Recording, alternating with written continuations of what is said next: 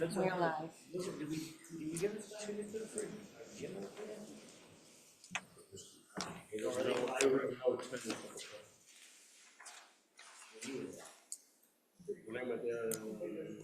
I thought those Saturdays. The other thing you can ask the landlord is probably the next part.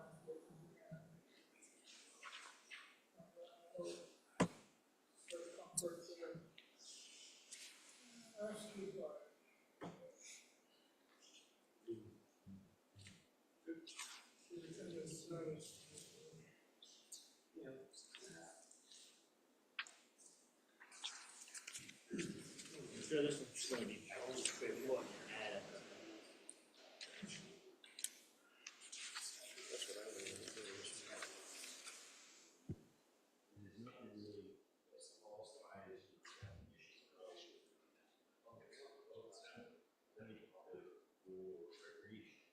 No, it's services. Like services. Like, small group fitness, which is like this. In that same group. Personal service establishment, Right. 1 per 200 square feet of gross floor area.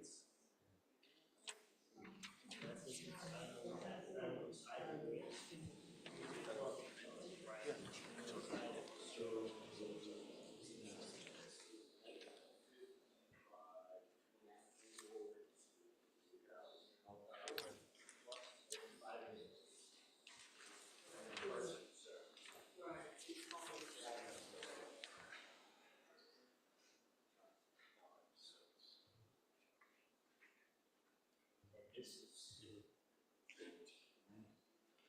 similar, yes. So let's say. We got one or two.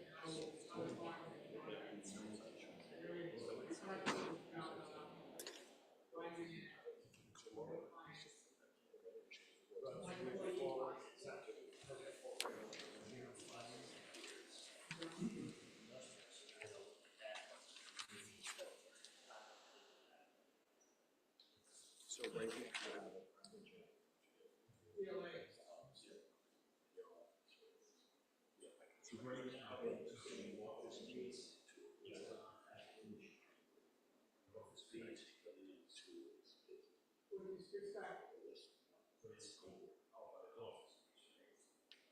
Once, okay, simple. In other words, they're finding, when time comes, they move in, then they're fine. So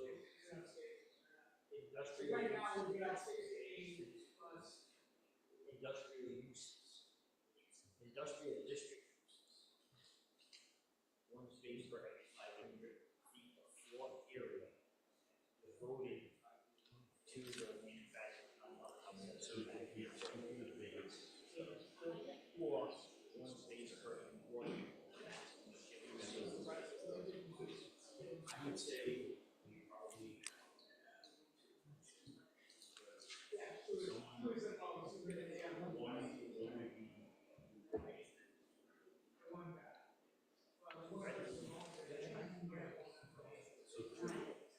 Well, I don't think the demand is coming quite.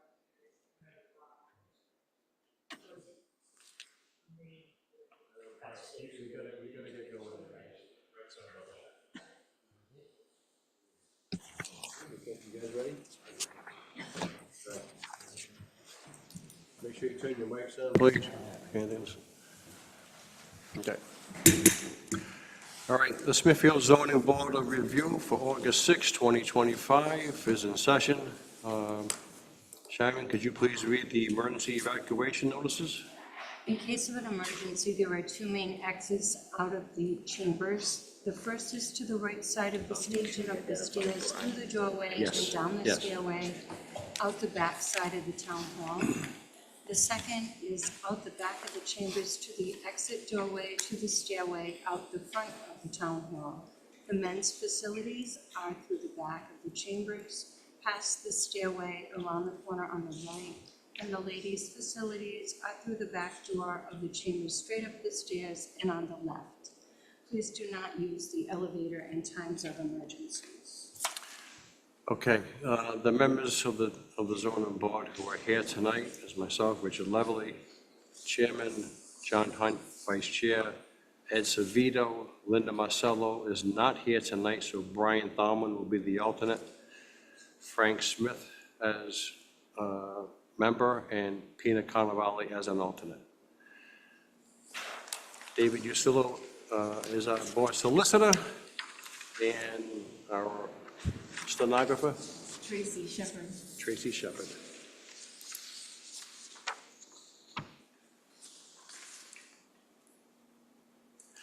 Okay, members, have you read last month's meeting notes? And if so, can I get a Motion to approve the minutes as presented. So I have just one question. There was a page 2, subsection A, it's approval of zoning board of appeal meeting minutes, 7/2025. It reflects a vote of 5-0, but it says the vote at the bottom was 5-1. I was trying to remember what this, Didn't John Hunt abstain? Should it be amended, so it would be amend 5. my motion to say with the edit to on item, What was the matter? What was the actual appeal matter? I don't remember what it was. that was the Groden Center. That was the one up on Douglas Pike. So what I would move is to amend my motion to include the edit of the vote taken on matter 25-10 should reflect No, Five. hold on. four. I don't believe I abstained. No, so I'm on page 2. Yes. It says approval of zoning board of appeal meeting minutes. What was the, we weren't in board of appeal session. John abstained because he missed the meeting beforehand. Right, but we weren't, I don't remember being in the board of appeal. We were there as the board of review. As I recall, there wasn't anything being done as the board of No. appeal. So So it was a board of review. So let's withdraw that amendment and restate an amendment to say, under item A, under the minutes, modify the description of approval of the zoning board of approval, of zoning board of review minutes, and then amend the motion to approve to say zoning board of review minutes. And that vote was 5-0. And then it should be further modified to include with one abstention.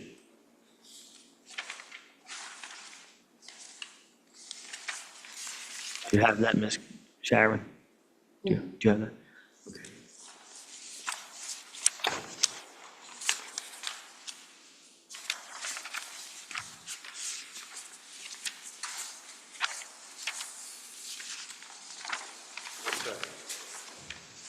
We've got a motion, any second? Second. Members? Aye. Aye. Aye. Aye. Motion accepted. Meeting minutes are all set. Okay.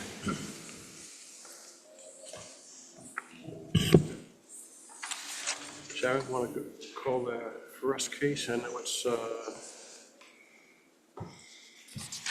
Mr. Kane here, but so Sun Builders.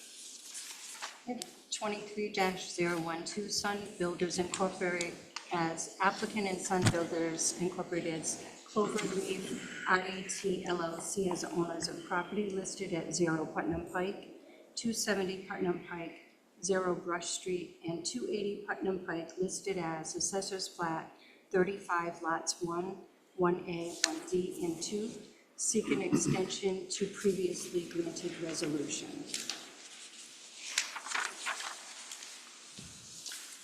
Good evening, Mr. Chairman, members of the board. For the record, my name is Timothy Kane. I'm an attorney licensed to practice law in the state of Rhode Island. I have an office at 627 Putnam Pike in Greenville. Just to give you I think you remember some of this, but just to give you some background, my client is seeking an additional one-year extension, zoning relief for a mixed-use development, including a car wash, was granted by this board on June 7th of 2023, including a special use permit for the car wash. If you recall, the relief that was granted contained a condition that there be a traffic light installed on Route 44 to get traffic safely in and out of the site.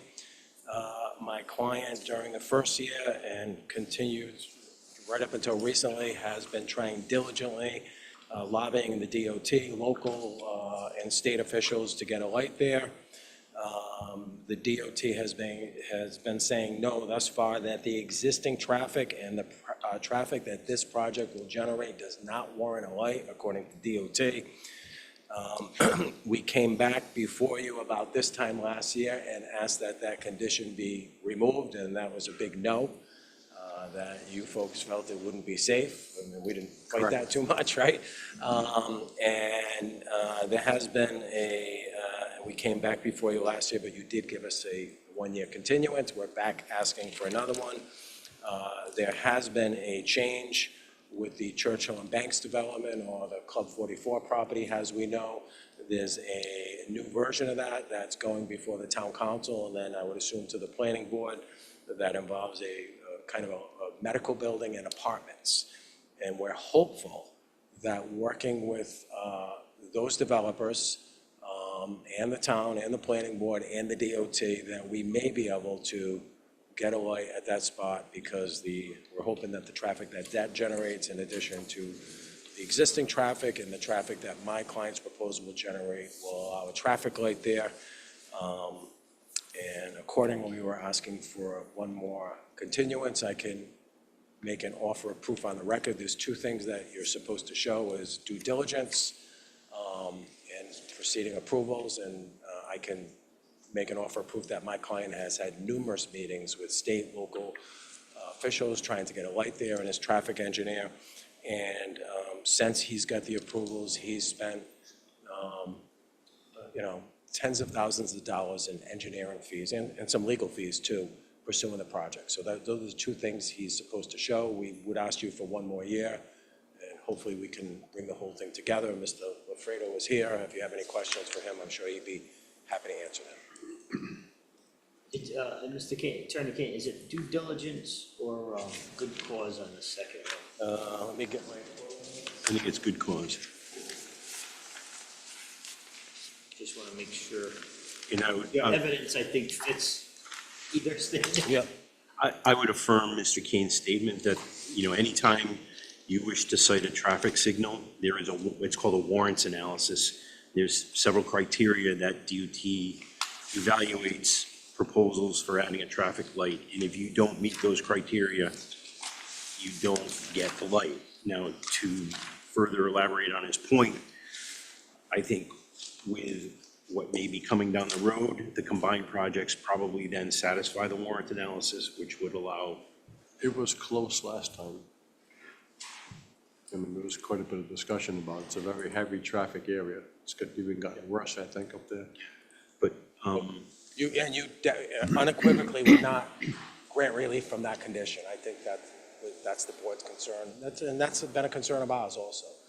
The standard is due diligence and substantial financial commitment for the second extension, which you call the third, right? The second 1 year. Yeah, the second 1 year. So this would be a third year. Second extension, third year. Mr. Chairman, having heard do we have to take this under advisement, or can we do that right now? So for the chair's clarification, the statute allows for 2. There is some language in the general laws that you could potentially extend it further. I think in certain circumstances. So this board has previously granted an additional extension on a project one time that I know of, just because of the circumstances. I think, given the location, the circumstances, if we're going to deal with this now as opposed to moving it to deliberation, I would move that we grant a second one-year extension to the previously granted special use permit. I would recommend at this time, because we only have 2 cases before us, so that we can get this one right out of the way quickly. So you want to make a motion?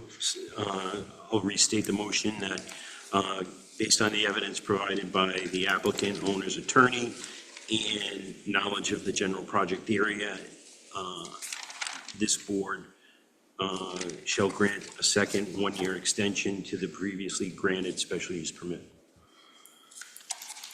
Second. All in favor? Aye. Aye. All opposed? Nay. Thank you. Yeah, so we're good to go. Thank you. You're welcome, Mr. King.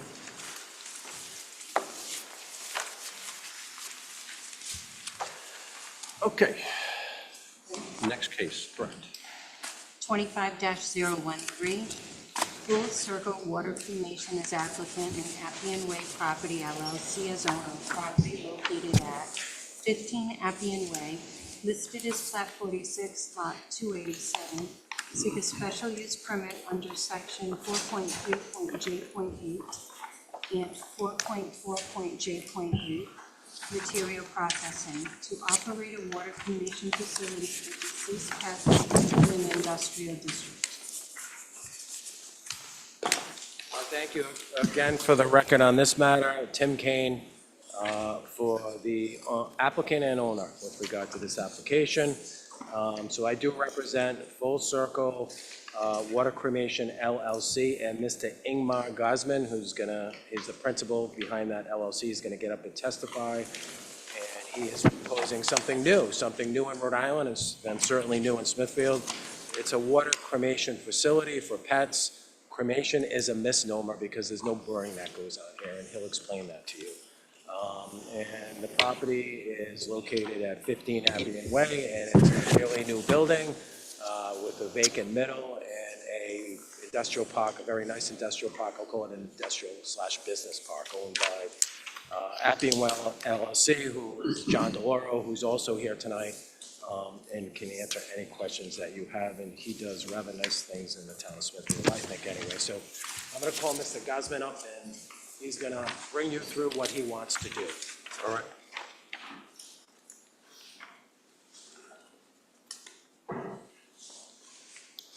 Please state your name for the record, please. Ingmar Gosman. And would you please raise your right hand? Do you solemnly swear to tell the truth, the whole truth, and nothing but the truth, so help you God? I do. Can you spell your first and last name for the clerk? Ingmar. Last name Gozman. Mr. Gosman, what's your address? 10 Northview Terrace, North Providence. And how long have you lived there? Almost 18 years. And are you familiar with the Northern Rhode Island area? Yes. And are you familiar with the Smithfield area? Yes. And in a minute, I'm going to ask you to give the board an overview of what you're proposing. But as they're doing that, I have a brochure in my hand that I'm going to submit as an exhibit. Is that the same one that we got here, or something It's a different? little different, okay? It's actually for a pet cremation facility, and I'd like to submit it. I think I've got sufficient copies. So we'll make this exhibit. Okay. Yes. It's almost the same as what you have. Mr. Chairman, motion to accept applicant's Exhibit A. And before you give the board an overview, could you just... Hold on 1 second. Motion was made to accept this as an exhibit. Second? Second. All in favor? Aye. Aye. Approved. And Exhibit so A. could you explain to the board where this brochure comes from? This is a brochure from a facility in Chicago where we did our training. Okay. It's a running facility, been open for 5 years, And... almost 6. And will your facility be similar to this facility? Yes. Okay, so it's something the board can look at as we are testimony and considering the evidence. Could you give an overview to the board what you want to do with this site, please? Yes, absolutely. Good evening, ladies and gentlemen. Thank you for taking the time to consider granting us the special use permit that we need to set up our business at Stillwater Business Park in beautiful Smithfield. We're a different type of pet aftercare service. We're who helps on the saddest day of owning a pet. We offer transportation of deceased pets from homes and veterinary facilities from homes and veterinary clinics to our facility. We offer flameless processing of pet remains to put in urns and memorial items, and then transportation of these processed pet remains back to grieving pet parents. What separates us from a typical crematory for pets is that we do not use fire. Technically, we don't cremate. Instead, we use a process called alkaline hydrolysis. One more time. Until we use a process. We use a process called alkaline hydrolysis.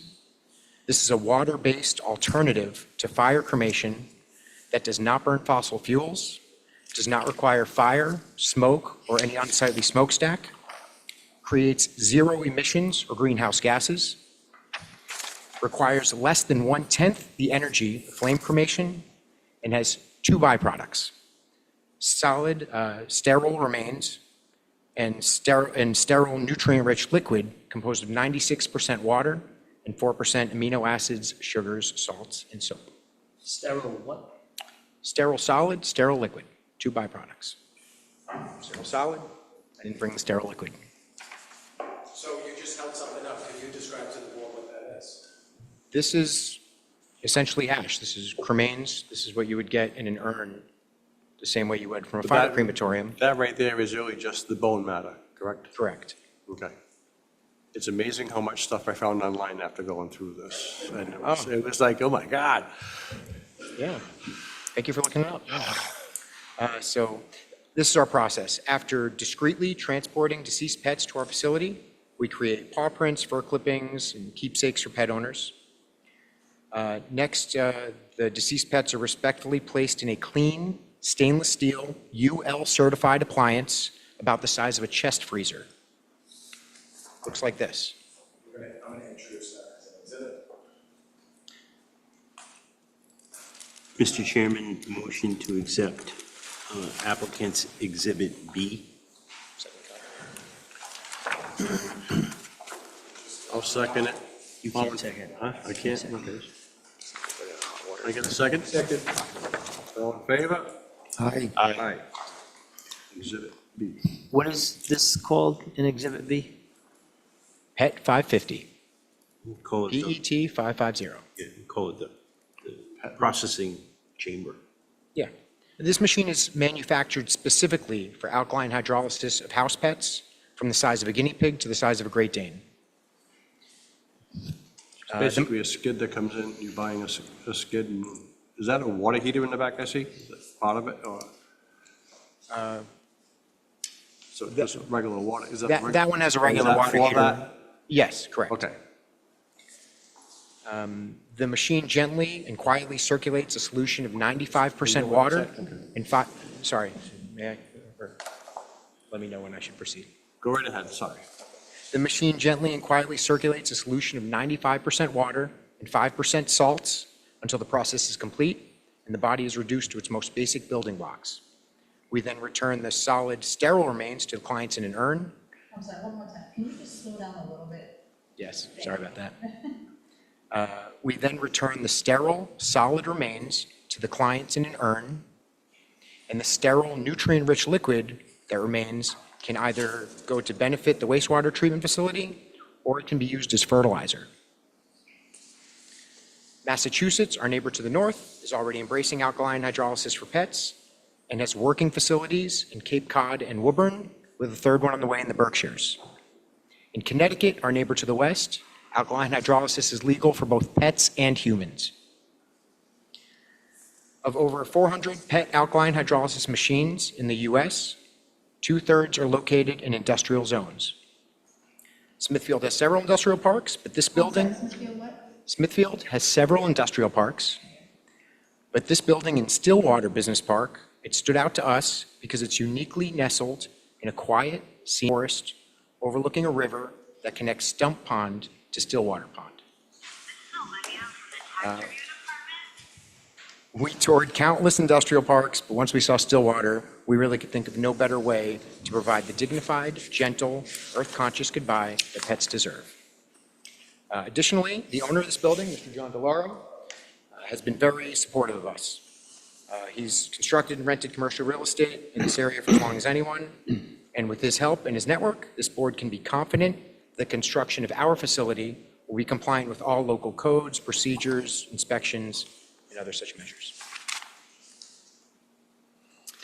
Several distinguished local veterinary professionals have expressed their support for us by signing a letter, which I would like to read to you now, if that's okay. I'll submit that, I'd like to submit that letter. It's the same letter, it's got how many signatures? 81. And who are these, how do you characterize the people that signed this? What field are they? Veterinarians, vet techs, people that work in veterinary medicine. Mr. Chairman, Locally. motion to accept applicant's Exhibit C. Letters of support from relevant On favor of professionals. acceptance? Aye. Aye. Can you read that letter to the record, please? Absolutely. We, members of the veterinary community of Southern New England, write this letter in support of the establishment of full circle water cremation in Smithfield, Rhode Island. The eco-friendly alkaline hydrolysis technology is a much-needed and overdue addition to the available pet aftercare options we offer our clients, as at this time, there is no alternative to fire cremation or burial in our region. A love of animals goes hand in hand with a love of nature, and there is currently a lack of earth-conscious pet aftercare options that embrace this. Dr. Jessica Van Loon has worked as an emergency veterinarian at Ocean State and Bay State veterinary hospitals for over a decade, and in that time has demonstrated compassion, integrity, and dependability. We support her and her partner, Mr. Gosman's new endeavor, and look forward to being able to offer this service to our clients. And so Jessica Van Loon, Dr. Jessica Van Loon is your partner, Absolutely. and she's also your business partner. Yes. And who will be working in this facility? The two of us. This will be owner-operated. And how many employees do you expect at the facility at any one time? Two. The two of us that are here today. And what type of chemicals do you use again? Are they flammable or combustible? No flammable or combustible chemicals will be stored at this facility. And what about the quantity of chemicals? We will have 10 to 20 50-pound bags at most of anhydrous potassium hydroxide at any given time. And how will they be stored? They'll be stored either in the bag in a cabinet in an employee-only area. Open bags will go in a watertight container, labeled according to OSHA standards. And I know you hit on this briefly, but the byproducts, meaning I guess the water, and ashes in the air, those are all sterile, is that your testimony? Yes. What about protection for yourself as employees and then any other employees that you may think that will take the protective measures? We'll stock all necessary PPE. We'll have a fully, What is PPE? personal protection equipment, gloves, masks. We'll have a fully stocked first aid kit, conveniently located. There'll be a safety shower eye wash station installed within steps of any chemical handling areas. And where we trained in Chicago operates at such a high standard that that's where they make their training videos. We intend to improve upon, or at least uphold those standards. What about air quality? Do you foresee any issues with emissions from the building? Of the over 400 systems in the US, 0 require an air quality permit because there are 0 emissions. The air quality inside the facilities has also been analyzed by several authorities and had 0 OSHA concerns for emissions or ventilation inside. And what are the alternatives to, I call it affirmation? What are the alternatives to affirmation? Burial and flame cremation with, Those have their host of problems, would that be fair to say? yes, absolutely, yeah. With burial, euthanasia agents, chemotherapy agents, bacteria, viruses, they can all leach into the soil. This process neutralizes them. With flame cremation, it's the obvious one. It goes into the atmosphere, greenhouse gases. Thank you. And what about noise? Any loud noises emanating from this? Or, and we foresee No. these problems? You won't know what's going on inside. The machine operates at under 65 decibels at 6 inches, and there'll be definitely no barking or escapees. I don't have any other questions for Mr. Giles, but I'm sure he'd be happy to answer. How long does the process take for a 40-pound dog? About 20 hours. What makes it sterile? Is it the water temperature or the chemicals? Chemical. Combination. Combination? Okay. Mr. Kane, do we need any type of state approvals for this operation? I got it. I've cleared this with the Department of Health and the Department of Environmental Management to make sure we follow all state-level compliance measures. I've also had several conversations over the last 7 months with Smithfield native Megan Labby at Rhode Island, with Megan Labby, who's from Smithfield. She works at Rhode Island Business Services. She's been quite helpful. And she couldn't be here today because she's a state employee, so she's not allowed to advocate for us. But she told me I could quote her in saying, if there's one thing you've been during this entire process, it's been thorough and diligent about doing this the right way. And I have the email. So basically, when this gentleman applies for his building permit for this operation, he'd be supplying all state approvals, number one. All necessary state approvals. Number two, as far as him containing all of his products, that would have to go to the fire marshal, and they would need fire marshal approval there. And I'm assuming that our town engineer is going to look at some sort of the water filtration to see where that actually goes. Now, does it go to a holding tank, or does it get filtered, or how does that happen? Before installing the devices, the appliances, we'll have written permission from Veola that we can discharge into the sewer system. I've already submitted the application. Your town engineer, Josh Jelly, was very helpful in setting me up with who I need to be set up with.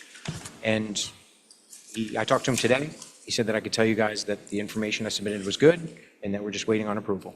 So basically, all those approvals would have to go to our building official prior to him getting a permit. No, permit.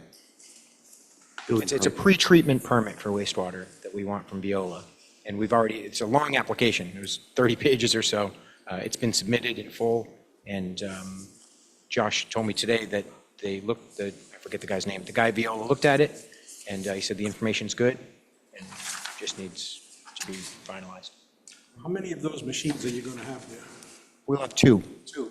And what happens if you have more than 2 pets? What would you do? This machine is designed to hold up to a certain amount of weight, and there are compartments for each individual pet. So it's not that we can only do 1 pet at a time. We can, but we don't have In to. case you have more pets than you can handle at one time. I see. Coolers. We'll keep them in In coolers coolers. or freezers? Just coolers? Coolers, that's actually better than freezers for this particular process. It's in our best interest to have the shortest turnaround possible, both for the client and for us. Speaking of clients, is there going to be direct client engagement at this site, or is it going to be delivery only to the facility? The majority of our clients are veterinary clinics, so we transport to and from the veterinary clinic. Occasionally, there'll be somebody that comes in, but this is by appointment only, 1 at a time, kind of the exception to the rule. So in other words, I have pets, my whole family has pets. So I would call you, you would pick up my pet, do the procedure, and then take the pet back to me. So basically, I would never come to your establishment. Correct. If you made an appointment, you could come see us, but again, 1 at a time by appointment only. So do you need Department of Health or DEM approval, or they said you don't? They said we're good. They said as long as we're only processing domesticated house pets. That's as far as the Department of Health was concerned.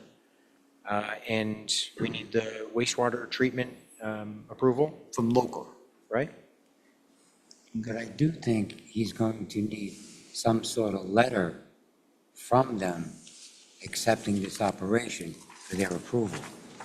It's not a verbal type of situation. He needs A letter. Marcus Raviolo, who runs the sewer plant, he needs a pre-treatment plan. And he also needs the state approval, whatever that may be.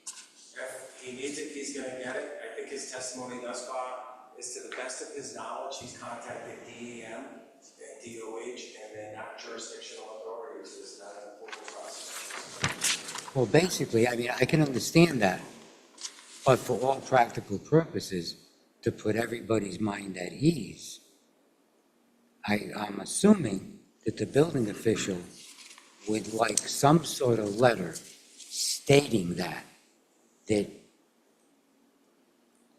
okay with the situation. Because I know for a fact that a lot of times that even though they're approving of it, it's not a verbal thing. We want it documented. It would come into play if they were jurisdictional, right? So if it's out of their jurisdiction, then they wouldn't be giving you anything. It's like me going to DEM and saying, I need, I want approval for bowling alley, there's no wetlands, right? They're gonna be not jurisdictional. But I mean, I think you condition most of your approvals on, subject to obtaining all necessary local and state permits. And so if you put that in there and he needs one, he'll get it.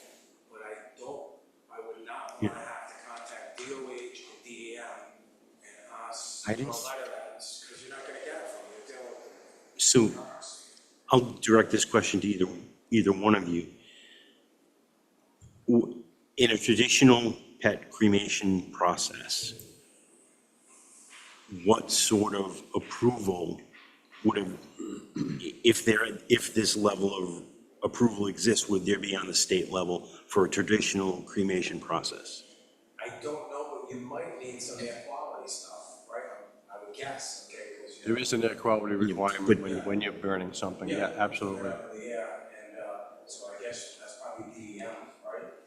Air quality would be Department of Environmental Management, yeah. I'm not aware of, because we haven't done. Yeah. I mean, what I would say is, you've got 100 or so veterinary professionals who are in support of this application. If this board were to grant approvals subject to closing that loop, because I don't think we're going to have an answer for it tonight, is that acceptable? I would ask that you make it subject to obtaining all applicable local and state permits. And if we'll circle back to them again and see if there's a state permit, but for me to get a letter.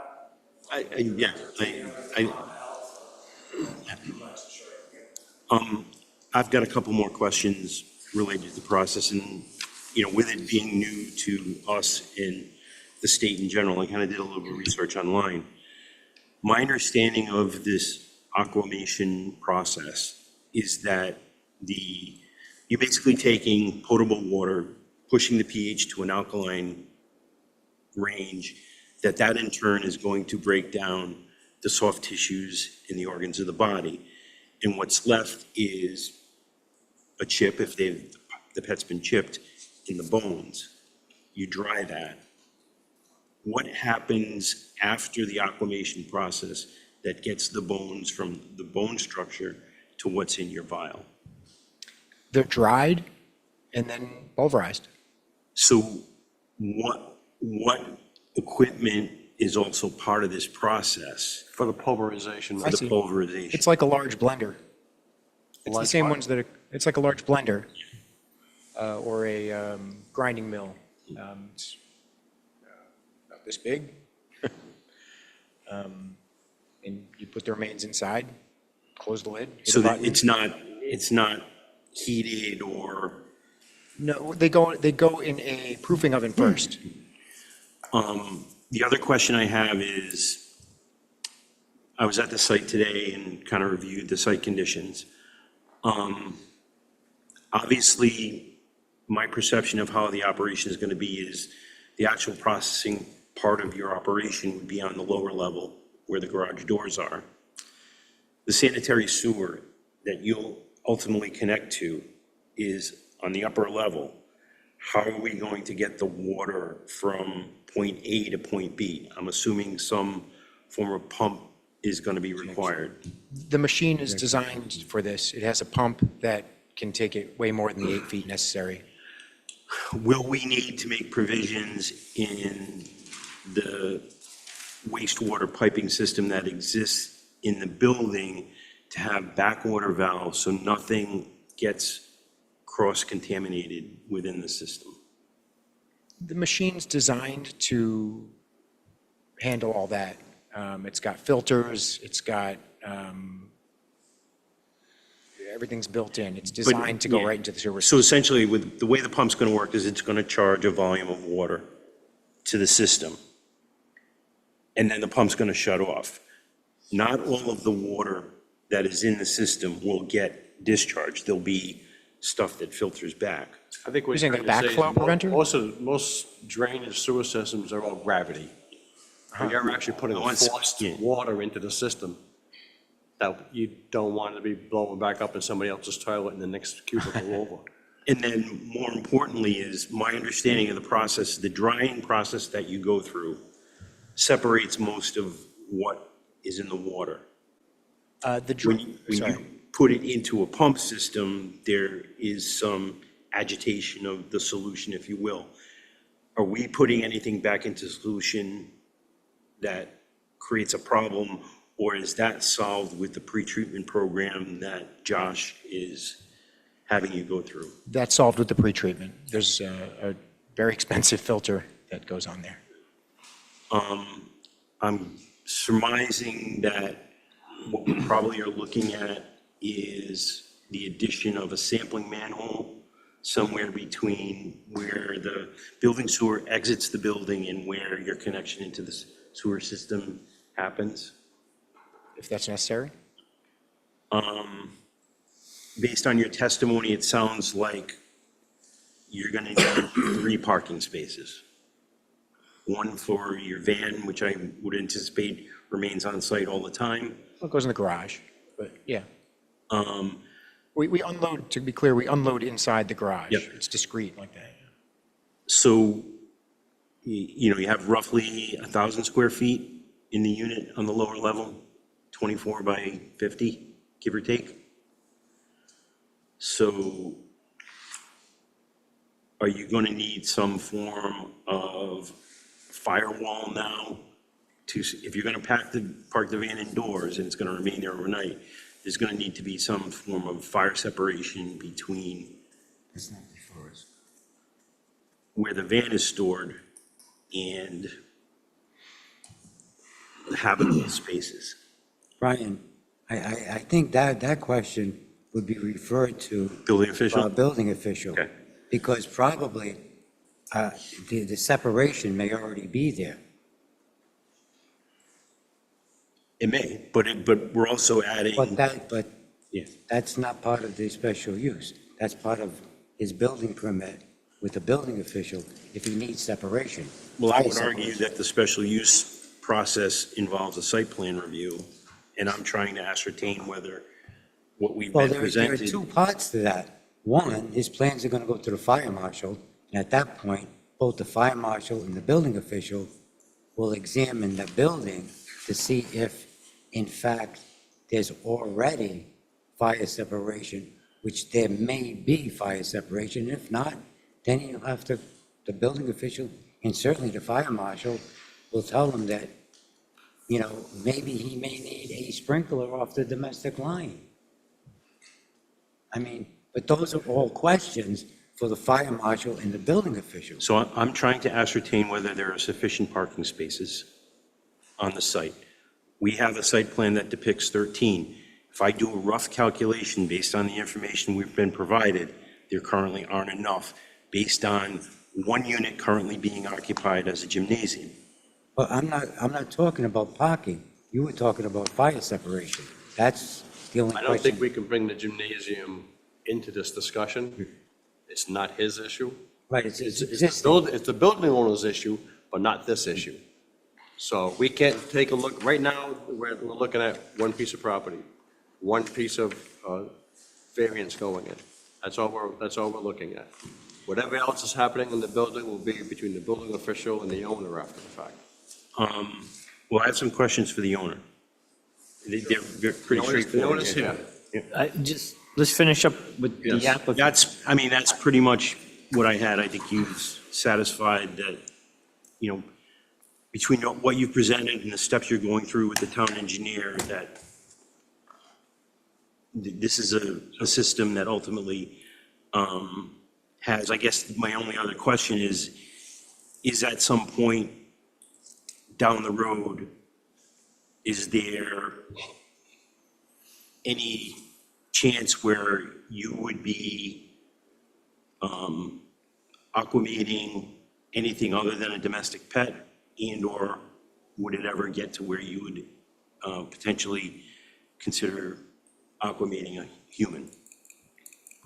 No. We plan to only provide services Domestic for pets. domesticated pets. Humans require a different machine, horses require a different machine. Yep. It's a whole thing. No, as I said, it's new. I tried to do my due diligence and just had a couple of questions. I appreciate it. So who regulates you? How do we know that you're doing this properly, or every year it's clean and sterile? I have a letter that may help. Just a second. Well, there may not be, so I don't know who it falls.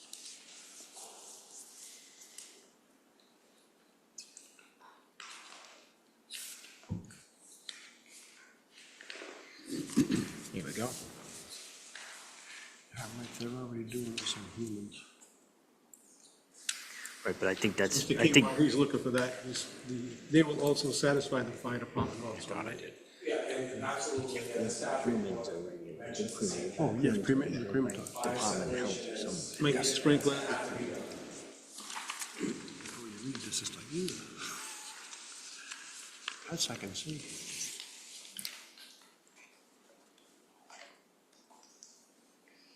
So basically, the Glad I brought this. body gets dissolved. And the slurry I think goes this is on what the they need here. This is, sand, sterilization, material, so on and so forth. That's what they do. If you go online, is this mortician that talks about it? She talks about Josh Jelly has that. Yeah, I mean, we don't, I think this is such a new industry, there's not like a major regulator. I don't know who regulates funeral homes, right? Don't worry, it will be. Don't worry, it will be. Yeah. Who regulates me, right? The disciplinary, so they get a complaint, right? It comes out to my office and checks. This will be the first one in Rhode Island. If we rush. We do have a letter here that I can put in the record that says, the alkaline hydrolysis process achieves complete sterilization of all pathogenic material. I'm not sure if that answers your question or not. No, it does. I mean, like I said, I probably spent 2 hours going through all this online, and I was completely amazed from an engineering standpoint, and the physicists who actually started doing this a long time ago already, like more than 100 years ago, they were playing around with this stuff. You did do your homework. Yeah. Yes, and it was quite interesting to see why it developed and how it developed. And My first reaction is, well, it's yeah, that was like, ooh. Now when I think of this versus cremation, personally, I'd rather go this route. I don't want to go than fire, to tell you the truth. Not the difference. Crematoriums operate, it's a 2,000 degree oven. What's that? Crematoriums, it's a 2,000 degree oven. Yes. And we actually provide 20% more remains to the pet owner because none of them are quite literally going up in smoke. There was something that I read that I thought was a little odd, that the Catholic Church is not for it. They're still for the burning, which is like, kind of odd, but This is all done by choice. This is kind of weird. Terry. Like, it was actually funny because there was this mortician, this female, and she was going through the whole thing, talking about it, and she was showing up slides and this and that. I'm like, oh my God. getting more knowledge than I wanted. I've got another question on the system. So I know we talked about the water pump, pumping the water through. Is it while it's running, is it a closed system? And is it really pressure driven to the point where what is the pressure inside the system? And is it potentially hazardous with, do you happen to know what the pressure inside is while it's Yes. operating? All right. I do. 0. It's not Really? based on pressure. Okay. Yeah, there's a lid that closes and there's a gasket, Okay. but it's not, you can open it during the process. No, In no. fact, some of those Okay. videos you All saw right. might have been them opening it during the process and dropping a GoPro in there. And A you wa- can see it's okay. just gently circulating water. This is less, So the only time there's pressure is when the pump is evacuating the system. Yeah. evacuating the system. Okay. And could you just re-explain, how is the remains being separated from the water? That's, Ah, okay. I think that's what they were asking also. When the Because it's process, all, we see it in a tub with water. How's it ends up partitioning out what you're gonna give versus the water? You can't so siphon, like, scoop it out. close. So the deceased goes into a stainless steel tub in the machine. This stainless steel tub has perforations. It empties when you lift it out, and the water stays in the machine. The remains then go into the proofing oven, dried and then cured, or rather dried and then processed. The liquid never leaves the machine. So we remove the remains of the pets from the machine, and then it siphons it out. Does that answer your question? Like a really, really small colander. Yes. You're pulling up and it stays in that, the water Yeah. drains out. I think, Yeah, I think the exactly. the easiest analogy is that in a traditional cremation process, the ashes that you're left with are basically just the bones.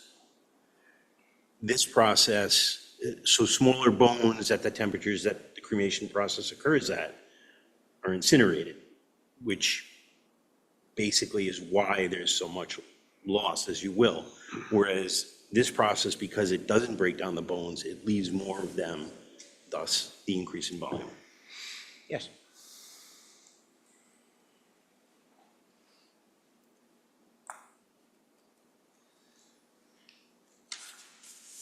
Okay, does anyone else have any more questions? Just have a couple for the owner. Okay.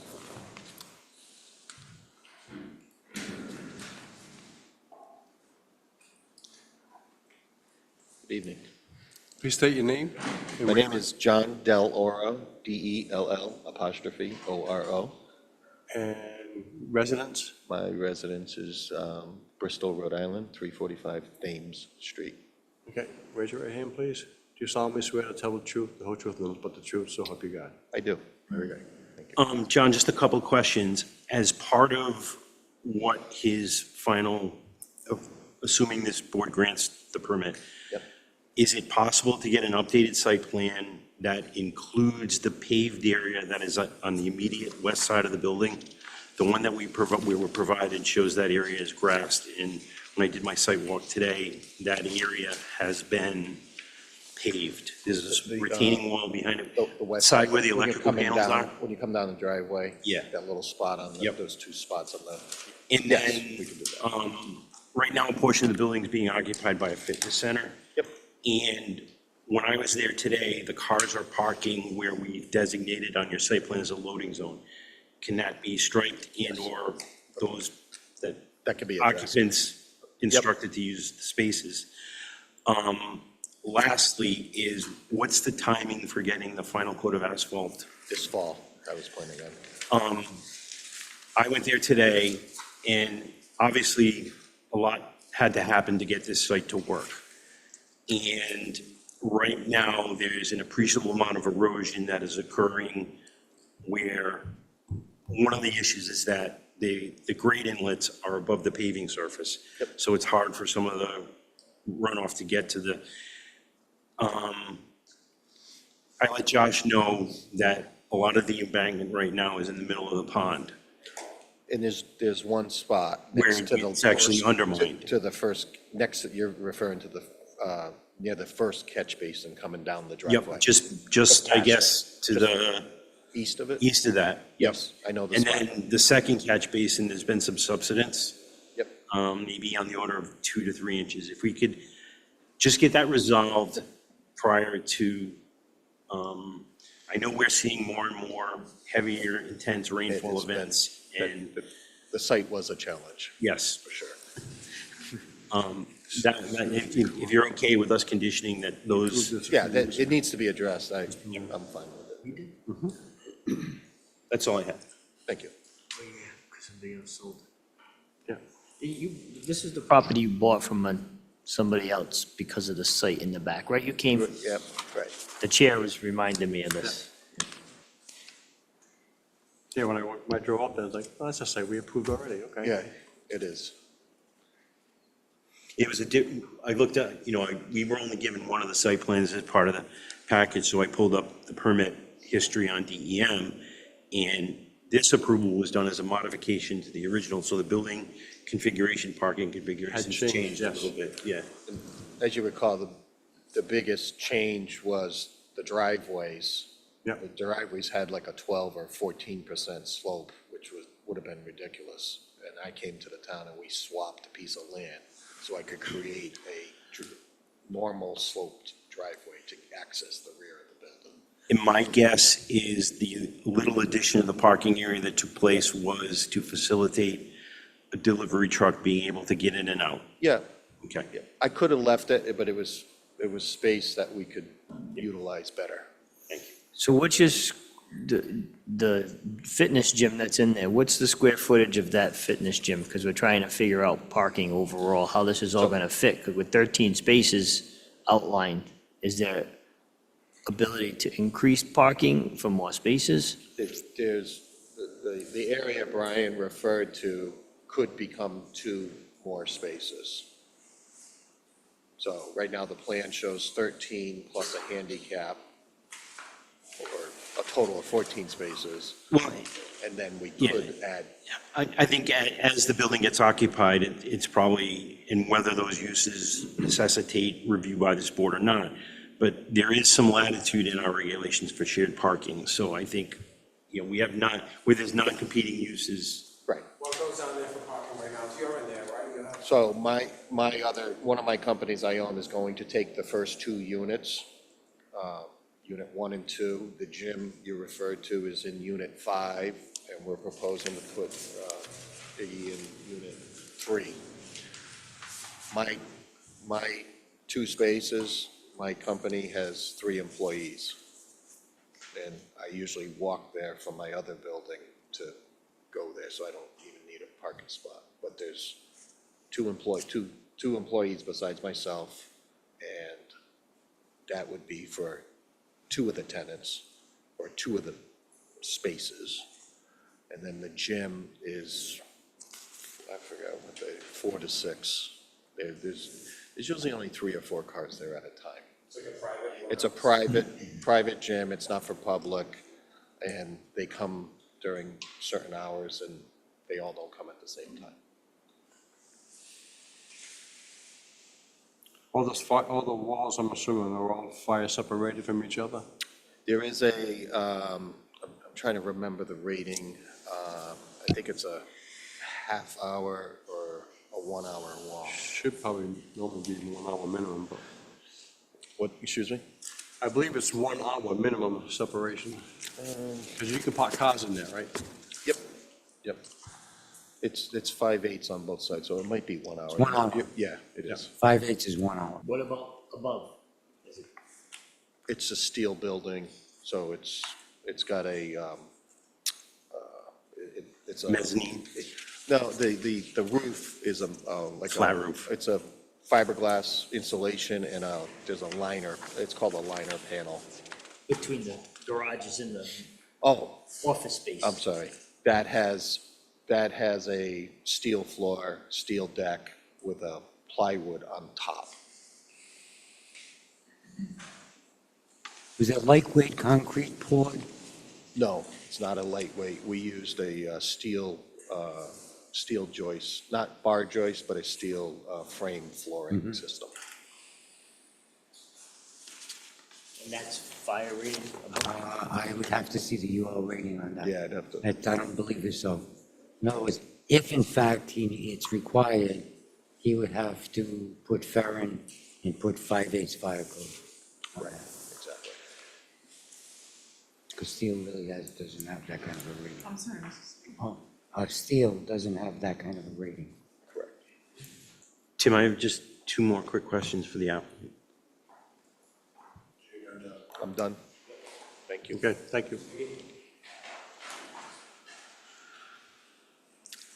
So the earlier testimony that you gave is the process takes about 20 hours, give or take? Yep. So that means basically one cycle per day. Correct. That depends on the animal though, right? If you got a. No. No? No, a 10-pound animal takes 20 hours, a 100-pound takes 20 hours, yeah. So your water generation is probably going to range from the literature that I saw, a minimum of about 100 gallons per day for the process to 450 gallons per day for the process. And then the rinsing operation ranges from about 10 to 45, so maybe 115 to maybe 400, 500 gallons per day peak. No, I think there's something off there. I think it's 1 to 200 gallons per cycle, so that's per Okay. day. I think Under the 200 literature gallons. that Josh had kind of gave a range of minimum to maximum. Ah, okay, that's both machines working at full capacity. That would be a good problem to have. Okay. Is there water there or a well? Water. Do you have to, does the town, whoever it is, Providence or Greenville Water, do they need to know? Smith, do they need to know about the amount of water, about water volume? You're gonna make money, they're gonna bill you based on your usage. It's I about would the say amount of it's- water that required for a pet bath. I'm sorry, one more time? It's about the amount of water required for bathing pets. I would kind of make the analogy of a residential home typically generates 375 gallons per day. So this is not in any way, shape, or form a big generator. Put a couple daughters in there, it goes way up. Can I add one thing? I kind of forgot about the state approval. One of the signatures on there is Dr. Shelley Pancoast, who's here to support us today. She's the past president of the Rhode Island State Veterinary Medical Association. Just wanted to point that out. Okay. Anybody want to have any questions? Any more questions? No? Nope, I think we're okay then. Mr. Chairman, make a motion to open the public hearing. All right, there's nobody here from the public. Still got over there. Still got to open it up. Okay. Make sure. All right, so is there anybody here that would like to speak in favor of the requester? Come on up. Please state your name and residence, please. Dr. Shelley Pancoast is SHELLYPANCOAST, and I live at 74 Massasoit Ave in Barrington. So like Iggy said, I am the past president of the Rhode Island Veterinary Medical Association. Could I swear in? Oh, She wasn't given, she's just. Still have to swear Still in. to swear? Okay, place your right hand. Please, do you solemnly swear to tell the truth, whole truth, and nothing but the truth, so help you God? I do. Okay. So I was past president of the Rhode Island Veterinary Medical Association in 2023. I currently am on the board of the Rhode Island Companion Animal Fund, the Rhode Island Veterinary Access to Care Committee, and I'm one of the team members for. Can you lower the mic down a little bit? We can hear you Sorry, better. shorter than everyone else. I'm one of the committee members, one of the acting veterinarians on the Canine Committee in Rhode Island, which coordinates transport for working dogs to hospitals via ambulance. So I've worked in Rhode Island most of my career. I've worked with Dr. Van Loon, who's a partner in this business, for most of my career. We have seen pet ownership skyrocket over the last 15 years. We've witnessed how dedicated people are to their pets, and how much they care about what happens with their remains. And the options right now aren't great. We have seen people bury their rabbits in the backyard and have their dogs dig them up and almost die from poisoning. We see chemo that we use, the euthanasia drugs, leaching into the soil, going into the atmosphere.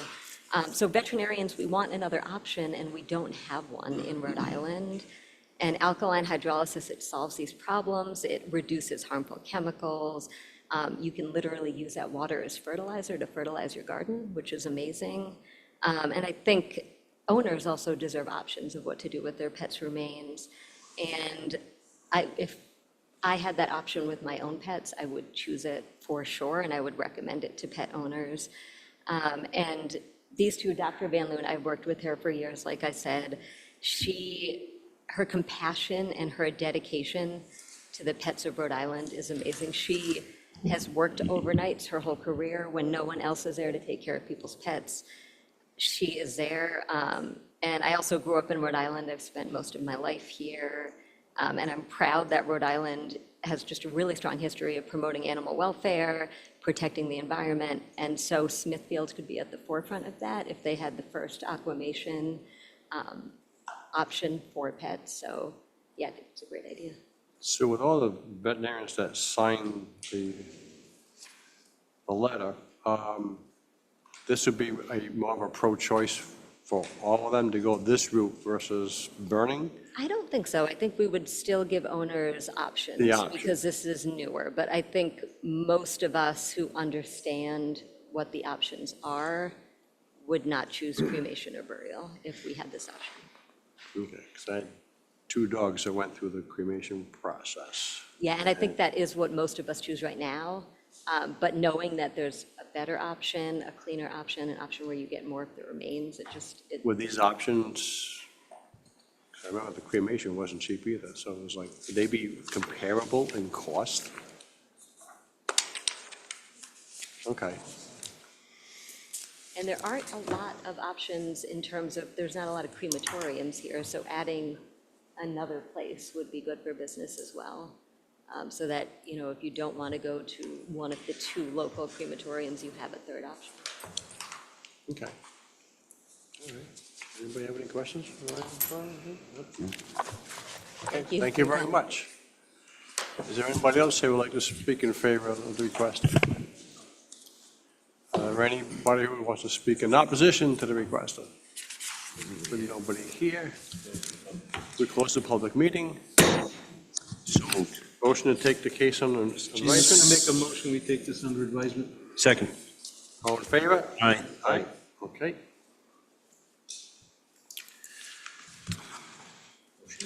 Motion to go into deliberations. Second. So moved. Second. Call for a vote. Aye. Aye. Aye. Aye. Okay. Mr. First matter here. Mr. Chairman, Call the matter. We know what it is, but this call the matter that you're voting. 25-0. 25. We're talking this one. Yep. 25-13. Mr. Chairman, make a motion to grant the special use permit for application 25-013 and including the findings from the staff memorandum dated August 6th, the exhibits presented by the applicant at the hearing tonight, subject to securing all applicable state, local permits, and that the owner of the parcel addresses the minor drainage issues identified on site. Can you specify those? Because I know you were talking, you mentioned two things. Subsidence to the eastern catch basin and the erosion of the embankment between east of the westerlymost catch basin on the lower level of the driveway. Erosion of which embankment? The pond embankment. to the satisfaction of the town engineer. And about paving, stripe, I know there's something else about striping. An updated site plan to reflect the additional paving that is not identified on the existing site plan that we've been provided. And to work with the current tenants to make sure that the loading zone remains free of traffic. No striping. Did I hear, I know I heard I striping. I think, I think once the final coat of asphalt is installed, the the striping would be added. All right. You're only got a base course out there now. Okay, I got you.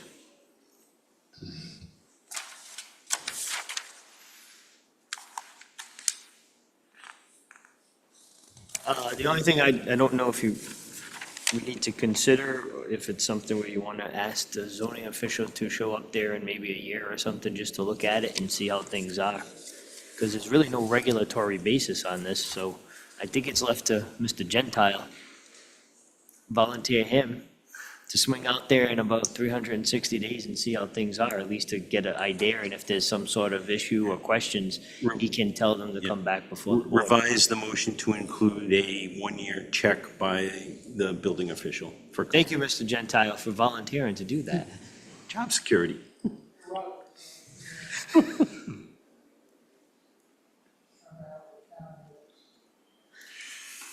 Anybody else have anything else?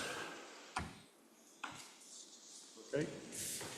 We have a motion. I'll second that. All in favor? Aye. Motion passes. Any opposed? Any opposed? Anybody opposed? No. Motion passes. Chairman, motion to adjourn? Second. All in favor? Aye. Okay, done.